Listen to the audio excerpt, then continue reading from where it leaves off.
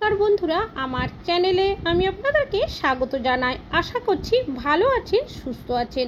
আমি আবারও চলে এসেছি আপনাদের কাছে বেশ কিছু ইউজফুল টিপস নিয়ে। আমাদের প্রত্যেক দিনের সংসারের কাজগুলোকে আমরা যদি কিছুটা টিপস মেনে করি তাহলে দেখবেন সংসারের কাজগুলোও সহজ হয়ে যাবে, এমনকি আমরা সংসারের জন্য কিছুটা খরচ বাঁচিয়েও নিতে পারবো। চলুন দেখে নেওয়া যাক আজকে তেমনই কিছু ইউজফুল টিপস।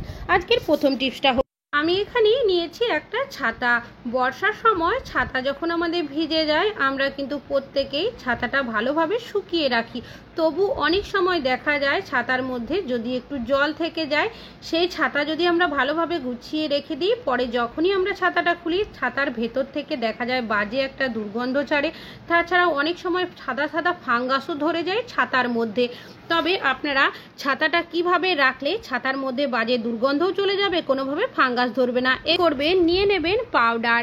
যে কোনো পাউডার নিলেই হবে, যদি এক্সপায়ার হয়ে যায় তাও কিন্তু ক্ষতি নেই। ছাতার ভেতরে এইভাবে করে কিছুটা করে পাউডার আপনারা দিয়ে দেবেন। আমি হাতের সাহায্যে এইভাবে ছাতাটা একটু ঘষে নিচ্ছি। তারপর যদি ছাতাটা বন্ধ করে আপনারা রেখে দেন কিছুক্ষণের জন্য, সেক্ষেত্রে দেখবেন যদি ফাঙ্গাস থাকে সেটাও চলে যাবে, আর বাজে দুর্গন্ধ তো ছাতার ভেতর থেকে আসবেই না। আশা করছি আপনাদের এই টিপসটি অনেক বেশি কাজে আসবে। ভালো লাগলে লাইক করবেন। এখন চলে যাচ্ছি পরবর্তী টিপস। এখন বাজারে প্রচুর পরিমাণের কাঁকরোল পাওয়া যাচ্ছে। আমরা কম বেশি অনেকেই বাড়িতে নিয়ে আসি, কাঁকরোলের নানা ধরনের রেসিপিও বানিয়ে থাকি। তবে আমরা অনেকে আছি যারা কাঁকরোলের যে বীজগুলো থাকে সেগুলো খেতে পছন্দ করি না, যার কারণে বীজগুলো আমাদের ছাড়িয়ে নিতে হয়। তবে একটা করে যদি কাঁকরোলের বীজ ছাড়াতে যায় সেক্ষেত্রে অনেকটাই সময় লাগে। কিভাবে আপনারা খুব সহজে কম সময়ের মধ্যে কাঁকরোলের বীজগুলো ছাড়িয়ে নেবেন। একটা পাত্রের মধ্যে আমি কাঁকরোলগুলো নিয়ে নিয়েছি। এবার ওপর থেকে একটা প্লেট ঢাকা দিয়েছি, দুটো হাতের সাহায্যে এইভাবে করে ঝাঁকিয়ে আঘাত করে নিচ্ছি। সেকেন্ড করলেই দেখবেন কাঁকরোলের থেকে কাঁকরোলের যে বীজগুলো রয়েছে সেগুলো কিন্তু খুব সহজেই আলাদা হয়ে যাবে। একটা করে আমাদের কাঁকরোলের বীজ বের করতে হবে না। আশা করছি আপনাদের এই টিপসটিও অনেক বেশি কাজে আসবে। ভালো লাগলে লাইক করবেন। এখন চলে যাচ্ছি পরবর্তী টিপসে। আমি এখানে নিয়েছি একটা লবণের জার। লবণ আমরা প্রত্যেকেই কিন্তু রান্না বান্নাতে ব্যবহার করে থাকি, তবে অনেক সময় দেখবেন লবণের মধ্যে যদি কোনোভাবে আর্দ্রতা পেয়ে যায়, ঢাকনাটা ঠিকঠাকভাবে লাগানো না থাকে, বিশেষ করে বর্ষাকালে এভাবে ভিজে ভিজে হয়ে যায়, এইভাবেই যদি লবণটা রাখা হয় সেক্ষেত্রে একদম জল হয়ে যায়। তবে লবণ আপনারা যখনই কোনো জার বা কৌটোর মধ্যে রাখবেন, কিভাবে রাখলে লবণের মধ্যে আর্দ্রতাও যাবে না, তাছাড়াও লবণের যে ভিজে ভাব থাকে সেটা কিন্তু হবে না। আপনারা লবণের মধ্যে কখনোই এই ধরনের স্টিলের চামচের ব্যবহার করবে না। এই ধরনের যদি চামচের ব্যবহার করেন সেক্ষেত্রে জং বা মরচে পড়ে যাওয়ারও সম্ভাবনা থাকে। আপনারা প্লাস্টিক বা কাঠের চামচ ব্যবহার করার চেষ্টা করবেন। আর না থাকলে এই ধরনের আইসক্রিমের যে কাঠের চামচ হয় সেগুলো লবণের মধ্যে রেখে দেবেন। এটা কি হবে, আমাদের যে লবণের মধ্যে ভিজে ভাব থাকে সেটা কিন্তু খুব সহজেই অ্যাবজর্ব করে নেবে। ভালো লাগলে লাইক করবেন। এখন চলে যাচ্ছি পরবর্তী। আমরা প্রত্যেকেই কিন্তু কম বেশি রান্না বান্না করে থাকি, তবে যখনই আমরা ভাত বসাই ওপর থেকে একটা ঢাকা দিয়ে দিই, যাতে করে ভাতটা তাড়াতাড়ির মধ্যে ফুটতে শুরু করে, গ্যাসের খরচ অনেকটাই কম হয়। তবে আমরা যদি ঢাকা দিয়ে ভাতটা ফোটাই অনেক সময় কি হয় দেখবেন ভাতের ফেনাটা ঢাকা বেয়ে কিন্তু সাইডে পড়ে যায়।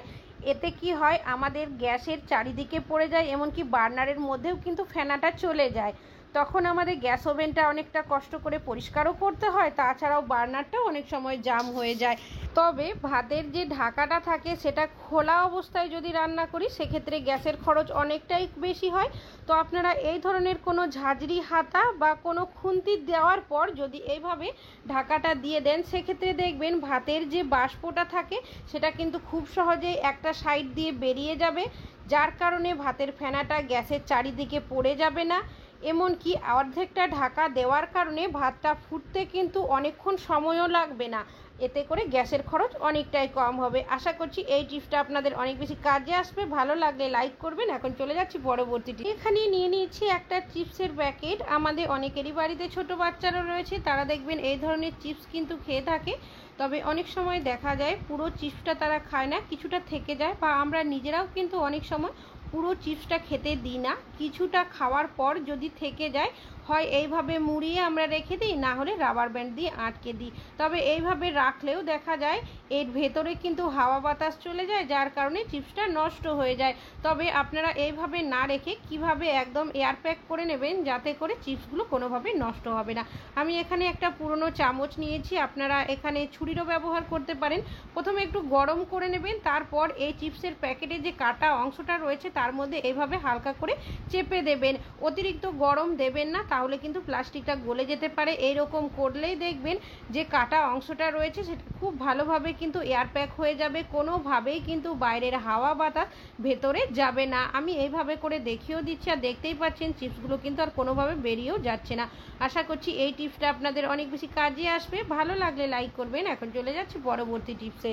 নিয়েছি একটা লেবু। লেবু আমাদের প্রত্যেকেরই বাড়িতে কিন্তু কম বেশি আনা হয়ে থাকে। তবে এই লেবু আমরা ফ্রিজে বা ফ্রিজের বাইরে যেখানেই রাখি না কেন বেশ কিছুদিন থাকলেই দেখা যায় লেবুটা কিন্তু শুকিয়ে যায়। আর শুকিয়ে যাওয়া লেবু থেকে কিন্তু রস কোনোভাবেই আমরা বের করতে পারি না। তবে আপনাদের যদি এই ধরনের সমস্যা হয়ে থাকে, কিভাবে আপনারা শুকিয়ে যাওয়া লেবু থেকে রস বের করে নেবেন বা সতেজ করে নেবেন, তেমনি একটা টিপস শেয়ার করছি। আমি এখানে একটা বড় সাইজের বাটি নিয়েছি, আপনারা যে কোনো পাত্র নিতে পারেন। এর মধ্যে দিয়ে দিচ্ছি বেশ কিছুটা পরিমাণের কুসুম গরম জল। এবার এই যে লেবুটা এর মধ্যে দিয়ে দিয়েছি, এখানে জল আর একটু দিচ্ছি যাতে করে লেবুটা খুব ভালোভাবে এই জলের মধ্যে ডুবে থাকে। এইভাবে করে আমি 5 মিনিট রেখে দেব। ফিরে আসছি 5 মিনিট পর। আর দেখতেই পাচ্ছেন এখন কিন্তু 5 মিনিট হয়ে গেছে। এখান থেকে আমি লেবুটাকে তুলে নিচ্ছি। তারপর একটা ছুরির সাহায্যে আমি লেবুটাকে কেটে রস বের করেও আপনাদের দেখিয়ে দেব যে শুকিয়ে যাওয়া লেবু থেকে আমরা কিভাবে খুব সহজেই রসটা বের করে নিতে পারি। আর এখন কিন্তু দেখেই বোঝা যাচ্ছে যে লেবুটার মধ্যে কিন্তু রস অনেকটাই চলে এসেছে, দেখতেই পাচ্ছেন। এবার নিয়ে নিয়েছি এখানে একটা পাত্র। এইভাবে করে আমি লেবুটাকে নিংড়ে নিচ্ছি। আমি কিন্তু এখানে গন্ধরাজ লেবু নিয়েছি। আপনারা যে পাতিলেবু হয় সেই পাতিলেবুরও কিন্তু একইভাবে রস বের করে নিতে পারেন। আর দেখতেই পাচ্ছেন অর্ধেকটা লেবুর রস আমি এখানে বের করছি, বাকি অর্ধেকটা কিন্তু এখনও রয়েছে। এইভাবে করে আমরা কিন্তু খুব সহজেই শুকিয়ে যাওয়া লেবু থেকে রসটা বের করে নিতে পারি। আমার অর্ধেকটা লেবুর রসের প্রয়োজন, যার কারণে এটা কিভাবে আমি রাখবো। লেবুর যে খোসাটা রয়েছে আমি এইভাবে করে ওপরে দিয়ে দিয়েছি। আর নিয়ে নিয়েছি এখানে একটা আমি টুথপিকটা এইভাবে লেবুর খোসার ওপর থেকে গেঁথে দিচ্ছি। এইভাবে যদি আপনারা লেবুটা রাখেন তাহলে কিন্তু লেবুটা খারাপ হবে না, আরও কিছুদিন ব্যবহার করতে পারবেন। মধ্যে একটা কড়াই গরম করতে বসিয়ে দিয়েছি। এর মধ্যে দিয়ে দিচ্ছি বেশ কিছুটা পরিমাণের সর্ষের তেল। সর্ষের তেলের রান্না আমরা অনেকেই খেয়ে থাকি, তবে তেলটা যদি ঠিকঠাকভাবে গরম না হয় সর্ষের তেলের যে একটা কাঁচা ঝাঁঝালো গন্ধ থাকে সেটা কিন্তু বেরিয়ে আসে। তারপর যে রান্নাই করি না কেন সেই রান্নার স্বাদ একদমই ভালো লাগে না। তবে যখনই আপনারা সর্ষের তেলে কোনো কিছু রান্না বান্না করবেন, গরম হতে শুরু করবে, তার মধ্যে সামান্য পরিমাণে লবণ দিয়ে দেবেন। তারপর খুব ভালোভাবে লবণটাকে তেলের সাথে এভাবে মিশিয়ে দেবেন। যদি তেলটা ঠিকঠাকভাবে গরম নাও হয়, লবণ দেওয়ার কারণে সর্ষের তেলের যে একটা ঝাঁঝালো গন্ধ থাকে সেই গন্ধটা কিন্তু চলে যাবে। আর আমরা যদি তেলের মধ্যে লবণ দিয়ে কোনো কিছু ভাজাভাজি করে থাকি, বিশেষ করে মাছ, সামুদ্রিক মাছ দেখবেন অনেক সময় কি হয়, ফাটতে থাকে। তো লবণ দিয়ে যদি আমরা তেলটাকে ভালো মতো গরম করে নিয়ে তারপর মাছ ভাজি, সেক্ষেত্রে মাছগুলো ভালোভাবে ভাজা হয়ে যাবে, মাছ ভেঙে যাবে না, এমনকি মাছ ফেটে আমাদের হাতের মধ্যে যে গরম তেল ছিটে আসে সেটাও কিন্তু আসবে না। আর দেখতেই পাচ্ছেন মাছগুলো কিন্তু আমি নাড়াচাড়া করে খুব ভালোভাবে ভেজেও নিয়েছি, আর একটা মাছও কিন্তু ভেঙেও যায়নি। আশা করছি এই টিপসটা আপনাদের অনেক বেশি কাজে আসবে। ভালো লাগলে লাইক করবেন। এখন চলে যাচ্ছি পরবর্তী টিপসে। থাকি কিচেন স্ল্যাবের মধ্যেই হোক কি মেঝের মধ্যে, অনেক সময় দেখবেন হাত লেগে বা পা লেগে কোনোভাবে যদি তেল পড়ে যায়, সেক্ষেত্রে সেই জায়গাটা আমরা কোনো ন্যাকড়া দিয়ে যদি পরিষ্কার করি দেখা যায় তেল চিট কিন্তু আরও বেশি হয়ে যায়, তখন স্লিপ হয়ে যায়। যদি আমরা পা দিয়ে দিই মেঝের মধ্যে সেক্ষেত্রে পা পিছলে পড়েও যায়। তো আপনারা কি করবেন, নিয়ে নেবেন বেশ কিছুটা পরিমাণের আটা। আর এখানে কিন্তু আমি খারাপ আটার ব্যবহার করছি, দেখতেই পাচ্ছেন। এইভাবে করে কিছুটা আটা আমি দিয়ে দিয়েছি। এবার হাতের সাহায্যে এইভাবে করে আমি একটু ট্যাপ করে নেব। তারপর যদি আটাটা আমরা হাতের সাহায্যে এইভাবে তুলে নিই, সেক্ষেত্রে দেখবেন যে তেলটা থাকবে সেটা কিন্তু আটা অ্যাবজর্ব করে নেবে আর পুরো তেলটাই আটার মধ্যে কিন্তু উঠে আসবে। তারপর যদি আপনারা এই জায়গাটা পরিষ্কার করে নেন, সেক্ষেত্রে কোনোভাবেই কিন্তু তেল চিট হবে না। লাভ হোক কি মেঝে পরিষ্কারও করতে হবে না, এতে করে আমাদের পা স্লিপ হওয়ারও কিন্তু ভয় থাকবে না যদি মেঝের মধ্যে তেল পড়ে থাকে। আশা করছি আপনাদের এই টিপসটি অনেক বেশি কাজে আসবে। ভালো লাগলে লাইক করবেন। এখন চলে যাচ্ছি পরবর্তীটি। এখানে নিয়েছি একটা সাবান আমরা প্রত্যেকেই কিন্তু কম বেশি ব্যবহার করে থাকি, তবে আজ কিন্তু একটু অন্যভাবে ব্যবহার করব। এখানে একটা পিলারের সাহায্যে সাবানটাকে আমি এইভাবে করে পিল করে নিচ্ছি। ঠিক যেভাবে আমরা সবজিপাতির খোসা ছাড়িয়ে নিই, একইভাবে কিন্তু সাবানটাকে এরকম করে নিচ্ছি। এই সাবানের টুকরোগুলো আপনারা কি কাজে কিভাবে ব্যবহার করবেন, আমি এখানে নিয়েছি একটা ছোট্ট বক্স।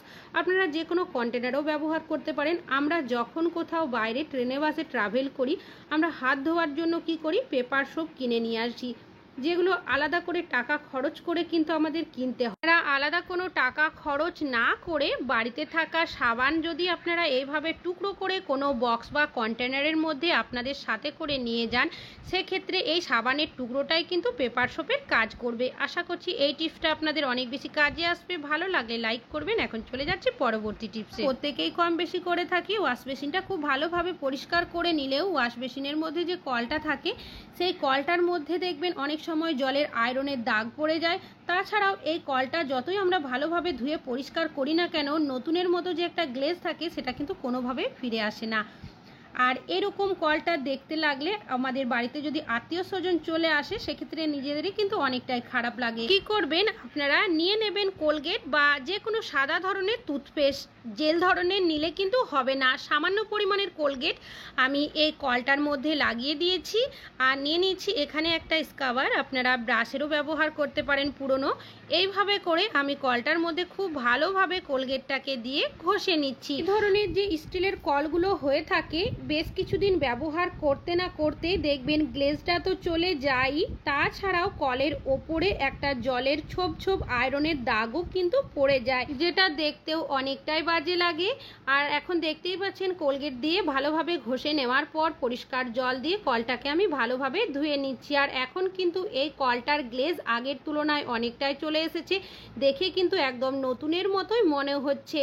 তবে আমরা কিছুদিন ব্যবহার করতে না করতেই দেখা যায় কলের মধ্যে একটা জলের যে আয়রনের ছোপ দাগ থাকে সেটা পড়ে যায়। এমন কি করবেন যাতে করে কোনোভাবেই জলের যে আয়রনের ছোপ দাগ থাকে সেটা কলের মধ্যে পড়বে না।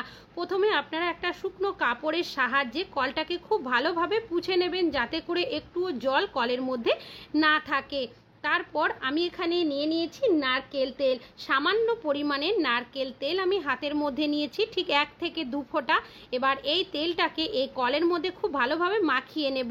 নারকেল তেল খুব ভালোভাবে দেওয়ার কারণে একটা তেলের আস্তরণ হয়ে যাবে, যার কারণে এই কলের মধ্যে যদি জল পড়েও যায়, সেক্ষেত্রে জলটা কিন্তু কোনোভাবেই থাকবে না, পড়ার সাথে সাথেই ঝরে যাবে। আর আমি জলটা দিয়েও দেখিয়ে দিচ্ছি, দেখতেই পাচ্ছেন বন্ধুরা। তো আপনারা যদি এইভাবে করে মাঝে মধ্যে কলটাকে পরিষ্কার করে নারকেল তেল দিয়ে রাখেন, তাহলে দেখবেন কলটা নতুনের মতো পরিষ্কার থাকবে, এমনকি আয়রনের দাগও পড়বে না। ভালো লাগলে লাইক করবেন। আবার চলে আসবো আরও নতুন নতুন টিপসের ভিডিও নিয়ে। ততক্ষণের জন্য ভালো থাকবেন, সুস্থ থাকবেন।